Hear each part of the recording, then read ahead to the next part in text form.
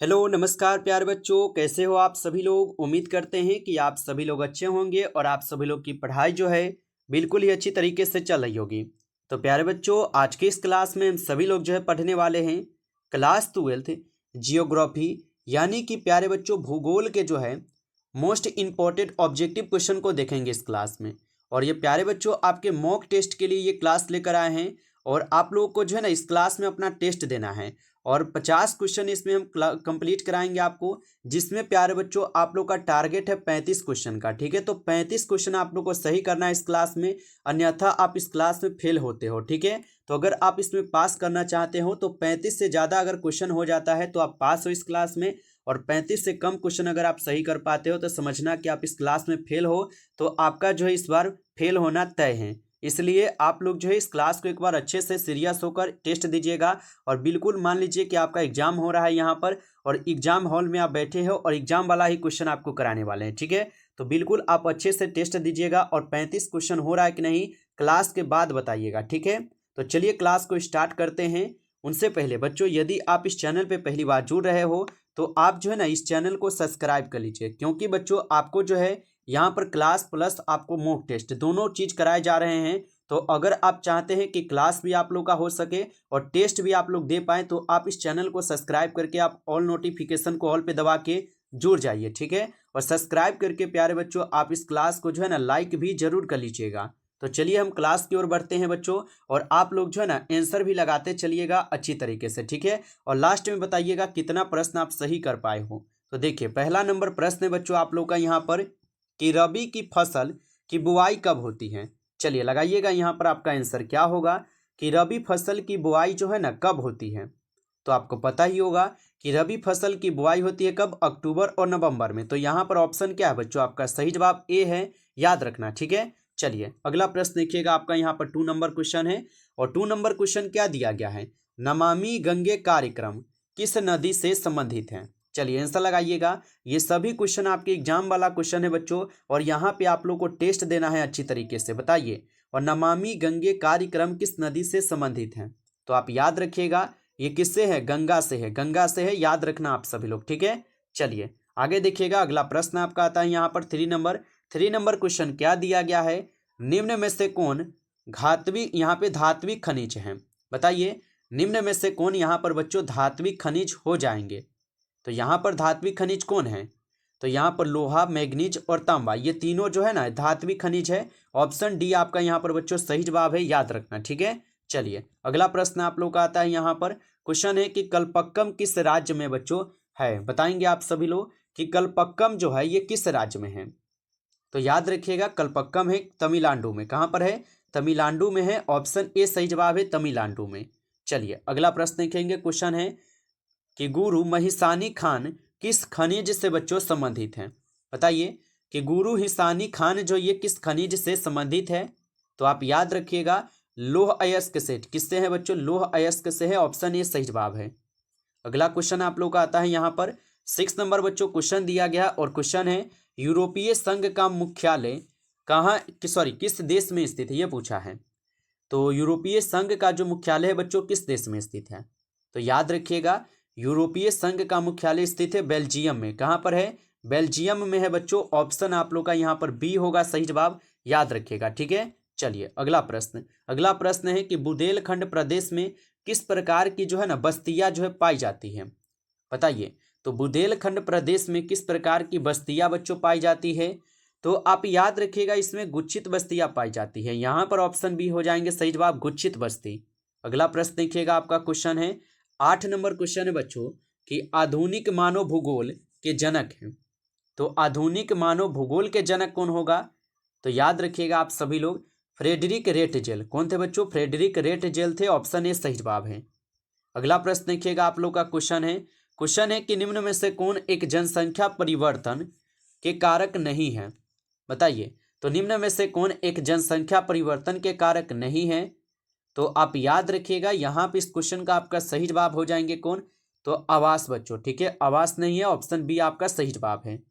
चलिए अगला प्रश्न देखेंगे, आप लोग का यहाँ पर क्वेश्चन है 10 नंबर क्वेश्चन है कि किस द्वीप में सर्वाधिक संख्या घनत्व पाया जाता है। तो किस द्वीप में सर्वाधिक जनसंख्या घनत्व पाए जाते हैं? याद रखना बच्चों, जावा में। कहाँ पर? जावा में पाई जाती है। ऑप्शन ए सही जवाब है, जावा में होगा। अगला प्रश्न देखेंगे आप लोग का। क्वेश्चन है 11 नंबर क्वेश्चन है कि निम्न में से कौन संघन जनसंख्या वाला बच्चों यहाँ पर क्षेत्र है? बताइए, निम्न में से कौन संघन जनसंख्या वाला यहाँ पर क्षेत्र है? तो याद रखिएगा, यहाँ पे इस क्वेश्चन का आपका सही जवाब हो जाएंगे दक्षिण पूर्वी एशिया क्षेत्र।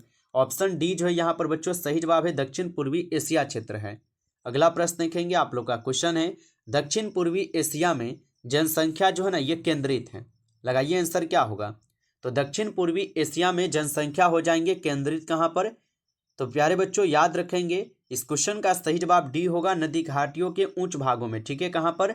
नदी घाटियों के उच्च भागों में है बच्चों, याद रखिएगा। ठीक है, चलिए अगला प्रश्न देखिएगा आप लोग का। यहाँ पर क्वेश्चन है, और क्वेश्चन क्या है आपका? क्वेश्चन दिया गया है बच्चों कि निम्न में से कौन आयु वर्ग कार्यशील जनसंख्या का प्रतिनिधित्व जो है ना करता है? बताइए कि निम्न में से कौन आयु वर्ग कार्यशील जनसंख्या का प्रतिनिधित्व करता है? तो 15 से 59 वर्ष है बच्चों। ऑप्शन यहाँ पर क्या होगा? सी सही जवाब होगा, याद रखिएगा। ठीक है, चलिए अगला प्रश्न। क्वेश्चन आता है यहाँ पर 14 नंबर है कि अधिकांश देशों में ग्रामीण नगरीय विभाजन किस आधार पर होता है? तो अधिकांश देशों में ग्रामीण नगरीय विभाजन किस आधार पर होता है? तो आप याद रखिएगा, यहाँ पे इस क्वेश्चन का सही जवाब ऑप्शन बी है, आकार बिंदु पे। ऑप्शन बी सही जवाब है, आकार बिंदु पे होता है। अगला प्रश्न देखिएगा आपका। यहाँ पर क्वेश्चन है मानव विकास की अवधारणा निम्नलिखित में से किस विद्वान की देन है? बताइए, मानव विकास की अवधारणा निम्नलिखित में से किस विद्वान की देन है? तो आप याद रखिएगा, इस क्वेश्चन का सही जवाब ऑप्शन बी है, डॉक्टर महबूब उल हक की है। ऑप्शन बी सही जवाब होगा। अगला प्रश्न देखिएगा आपका। यहाँ पर क्वेश्चन आता है, क्वेश्चन है कि खट्टे फलों की कृषि जो है ना ये संबंधित है। लगाइए आंसर क्या होगा। खट्टे फलों की कृषि जो है ये संबंधित हो जाएंगे। तो खट्टे फलों की कृषि संबंधित है भूमध्यसागरीय कृषि से। ऑप्शन सी सही जवाब है यहाँ पर, भूमध्यसागरीय कृषि से।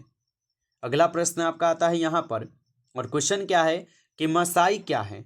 बताइए आप सभी लोग कि मसाई जो है ना ये क्या है? तो याद रखेंगे, मसाई एक जनजाति है बच्चों। ऑप्शन यहाँ पर क्या होगा? बी सही जवाब होगा, जनजाति है, याद रखेंगे। अगला प्रश्न आपका आता है यहाँ पर 18 नंबर क्वेश्चन है कि निम्नलिखित में से कौन सी प्राथमिक क्रियाकलाप है? चलिए बताइए, निम्नलिखित में से कौन सी यहाँ पे प्राथमिक क्रियाकलाप है?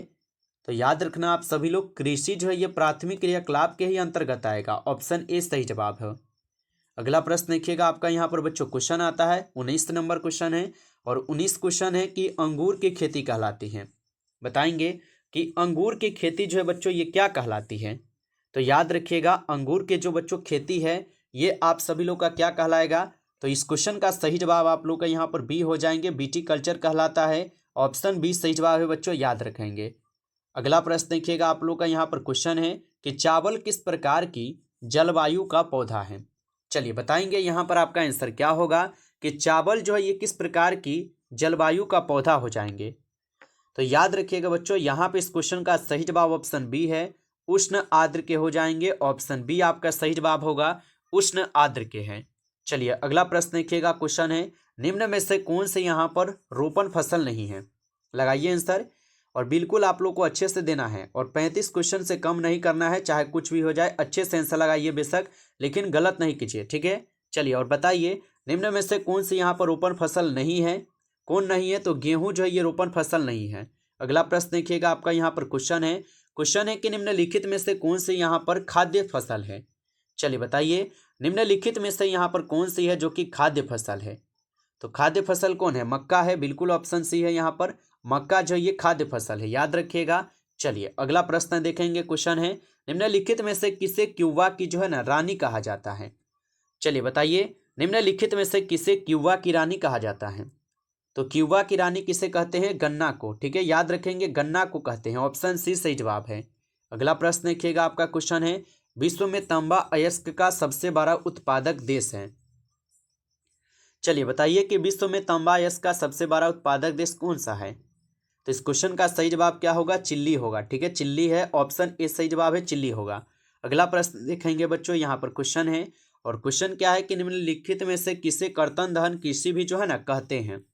बताइए, तो निम्नलिखित में से किसे जो है बच्चों कर्तन दहन कृषि कहते हैं? तो कर्तन धन कृषि जो है आदिम निर्वाह कृषि को भी कहते हैं, तो यहाँ पर ऑप्शन बी हो जाएंगे, आदिम निर्वाह कृषि को कहते हैं। चलिए अगला प्रश्न देखिएगा, आपका क्वेश्चन है कि निम्न में से कौन सी एक अर्थव्यवस्था में उत्पादन का स्वामित्व व्यक्तित्व होता है। तो निम्न में से कौन सी एक अर्थव्यवस्था में उत्पादन का स्वामित्व व्यक्तित्व होता है, तो आप याद रखेंगे पूंजीवाद में। ऑप्शन ए यहाँ पर सही जवाब है, पूंजीवाद। अगला प्रश्न आता है आप लोग का यहाँ पर, और क्वेश्चन क्या दिया गया है, पेट्रोकेमिकल उद्योग में अग्रणी देश का नाम है। तो पेट्रोकेमिकल उद्योग में अग्रणी देश का नाम हो जाएंगे संयुक्त राज्य अमेरिका। यहाँ पर ऑप्शन बी सही जवाब है, संयुक्त राज्य अमेरिका होगा। नेक्स्ट क्वेश्चन देखिएगा आप लोग का यहाँ पर 28 नंबर क्वेश्चन है। 28 क्वेश्चन क्या है कि निम्नलिखित में से कौन सा एक चतुर्थक क्रियाकलाप है। चलिए बताएंगे आप लोग कि निम्नलिखित में से कौन सा एक चतुर्थक क्रियाकलाप है। तो याद रखिएगा विश्वविद्यालय अध्यापन जो है ये चतुर्थक क्रियाकलाप है, तो ऑप्शन डी सही जवाब होगा यहाँ पर।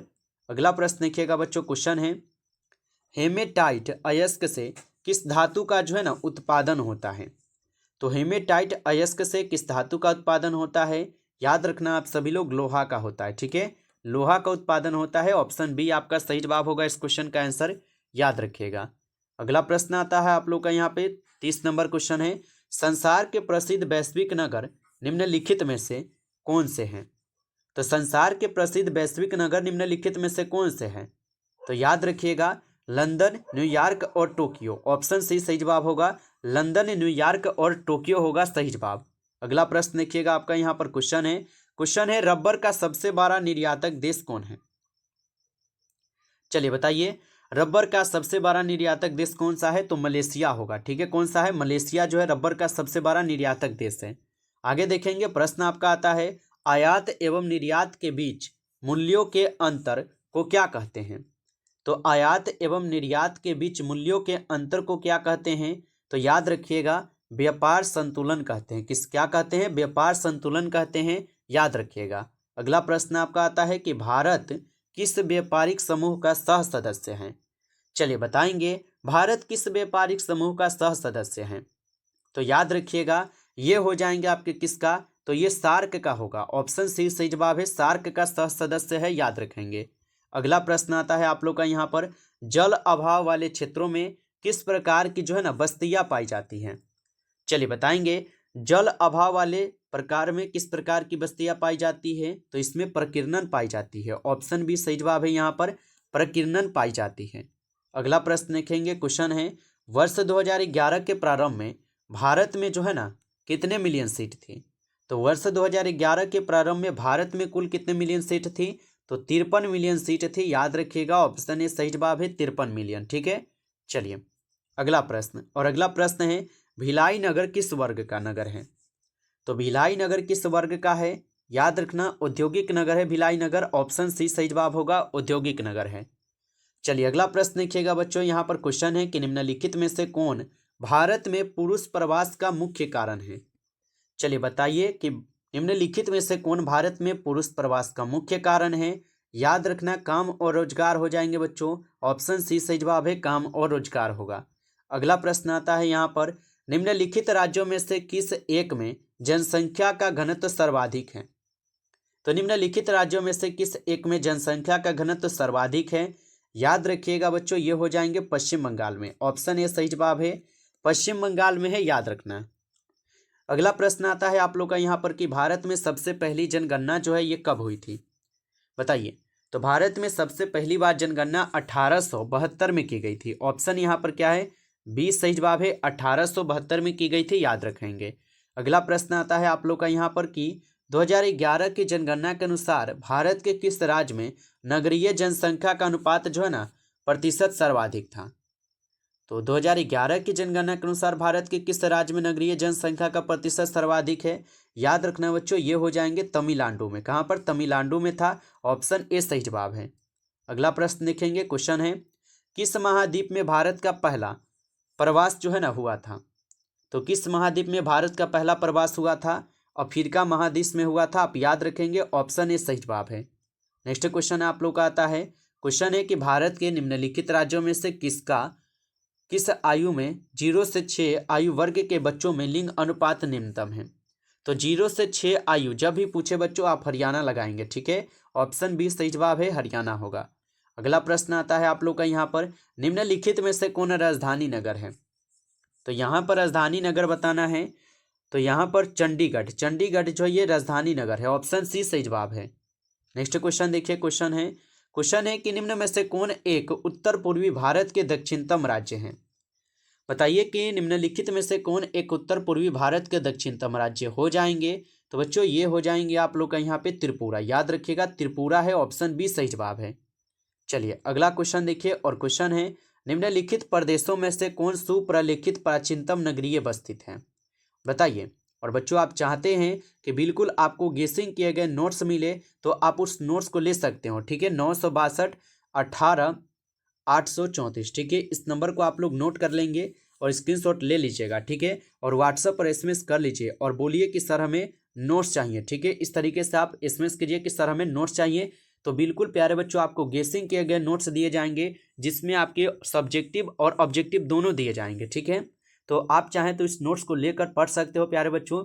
इसका थोड़ा सा आपको पेमेंट लगेंगे, आप इसको पे करके लेकर पढ़ सकते हो। और इसमें प्यारे बच्चों बिल्कुल 100% जो क्वेश्चन आपके पेपर में आएगा वही क्वेश्चन मिलेंगे जो आपके परीक्षा में देखने को मिलेंगे। तो अगर आप चाहते हो कि आपको बिल्कुल जो है सब्जेक्टिव गेसिंग किया गया क्वेश्चन मिले तो आप इस नंबर पे एसएमएस करके बच्चों ले सकते हो, ठीक है। तो अगर आप लेना चाहते हो तो इस नंबर पे एसएमएस कीजिए और बोलिए कि सर हमें नोट्स चाहिए, ठीक है। तो सभी लोग स्क्रीनशॉट ले लीजिए। और चलिए अगला क्वेश्चन की ओर बढ़ते हैं। और क्वेश्चन देखिए, क्वेश्चन है भारत में गेहूं उत्पादन में अग्रणी राज्य कौन है। तो गेहूं उत्पादन में अग्रणी राज्य कौन होगा। तो ये हो जाएंगे बच्चों उत्तर प्रदेश, याद रखिएगा। आगे देखिए अगला प्रश्न है कि निम्नलिखित में से कौन भारत में नीली क्रांति से संबंधित है। तो नीली क्रांति से संबंधित कौन सा, मत्स्य पालन है, ऑप्शन डी सही जवाब होगा, मत्स्य पालन है, याद रखेंगे। अगला प्रश्न आता है आप लोग का यहाँ पर, निम्नलिखित में से कौन सा मूंगफली का सबसे बड़ा उत्पादक राज्य है।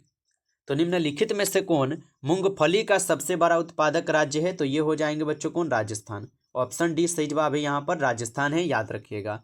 चलिए अगला प्रश्न देखिएगा, क्वेश्चन है कि निम्नलिखित में से कौन सा क्षेत्र धान का कटोरा कहलाता है।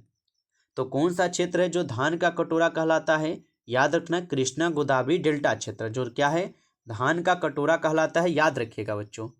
चलिए लास्ट क्वेश्चन देखेंगे, इस क्लास का लास्ट क्वेश्चन रहेगा, निम्नलिखित में से कौन पश्चिम भारत की नदी बेसिन है। बताइए। तो निम्नलिखित में से कौन पश्चिम भारत की नदी बेसिन है, माही बेसिन होगा। कौन सा है बच्चों, माही बेसिन, याद रखेंगे। तो ये रहे बच्चों 50 क्वेश्चन, ठीक है, जो कि मॉक टेस्ट के लिए थे। और टारगेट कितना था, तो इसमें प्यारे बच्चों आप लोग का टारगेट था 35 क्वेश्चन का। और ये सही हुआ है या गलत है आप लोग कमेंट में बताएंगे कि 35 आप लोग कर पाए हो कि नहीं, ठीक है। और क्लास अच्छा लगा हो तो बच्चों आप इस क्लास को लाइक कर लीजिए। चैनल पे पहली बार जुड़ रहे हो तो आप इस चैनल को भी सब्सक्राइब करके आप ऑल नोटिफिकेशन को दबा के जुड़ जाइए, ताकि बच्चों नोटिफिकेशन सबसे पहले क्लास का आपके पास पहुंच सके। तो आप इस चैनल को सब्सक्राइब कर लीजिए। और नोट्स लेना चाहते हो तो आप एसएमएस करके ले लीजिए, नंबर भी एक बार और दे देते हैं 962 18 834, ठीक है। इस नंबर पे एसएमएस कर लीजिए आप सभी लोग और नोट्स ले लीजिए, ठीक है। चलिए फिर मिलते हैं आपसे एक नेक्स्ट टॉपिक के साथ बच्चों, नेक्स्ट क्लास में ही। तब तक के लिए सभी प्यारे बच्चों को टेक केयर, अच्छी तरीके से पढ़ाई करते रहिए।